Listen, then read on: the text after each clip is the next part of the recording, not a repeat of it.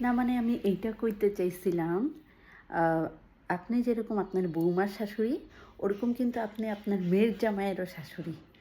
তো বৌমার সাথে যেইভাবে কথা বলেন আপনি, যেই টোনে, ওইভাবে একটা দিন মেয়ের জামাইয়ের সাথেও কথা বললেন তো।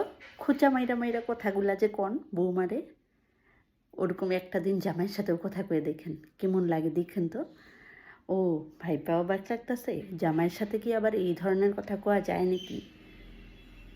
বৌমার সাথেও এই ধরনের কথা কোয়া যায় না।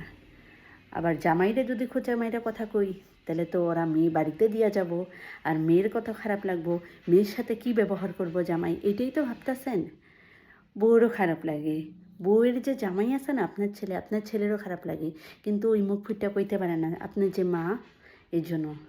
বউটাও যেরকম পরের বাড়ির মেয়ে, আপনার জামাইও কিন্তু পরের বাড়ির ছেলে। তার জন্য দুই পক্ষেরই একই ভালোবাসা দিন না। কেন আর অন্যের বাড়ির মেয়েরে ছোটো করে কথা কন? আর এইটা প্রমাণ করাটা জরুরি না যে মেয়েরাই মেয়েদের শত্রু। এটা মানে একটা বউ হওয়ার পরে বহুত ভালোভাবে জানা যায়।